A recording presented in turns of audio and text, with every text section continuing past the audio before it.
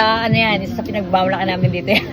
Hindi pwedeng titikman natin yung pinapatikim ni Boss Bib dito sa yung BBG Cafe. Ay, syempre, titikman dapat. Uwi na sana kami. Hindi papayag eh. Hindi pwede, dapat tikman mo yan. Daw tinikman na nila yung coffee. Approve yung coffee. Approve. Alam mo naman sa favorite ko, Spanish latte. Titikman natin yung ano ni Boss Bib. Dito sa BBG kasi, hindi lang coffee dito, kundi meron din silang Pag-ice lang yung with may... meals. Ito, tulad nito. Boss Bib, magkano pala to? Actually, ano siya, 79 lang. Tapos dagdaglagan ko ng egg para sa inyo. Additional 20 Ay, so lang. pag, ano Pero pala, 79 wala pesos siyang lang egg. siya. Black egg. Pero 79 pesos lang. Pag 2 pieces naman, 119. Oo. Homemade kasi yung chicken.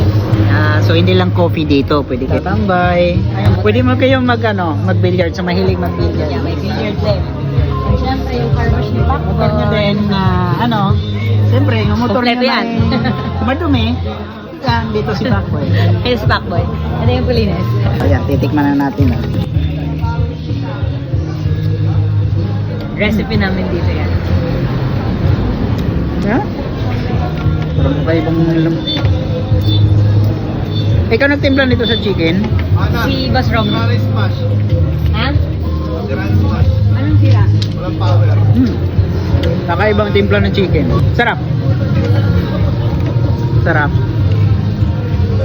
Boss Babe, maraming salamat ulit sa binigay mo pang dinner namin. Hindi na kayo mag-dinner sa bahay. Kaya guys, pag dumagay dito sa Panday Kupang, sa BBG Cafe, hindi lang sila kapehan dito, kundi meron silang pang meals nila. Then, kung gusto niya, yan, tatambay-tambay dito, pwede.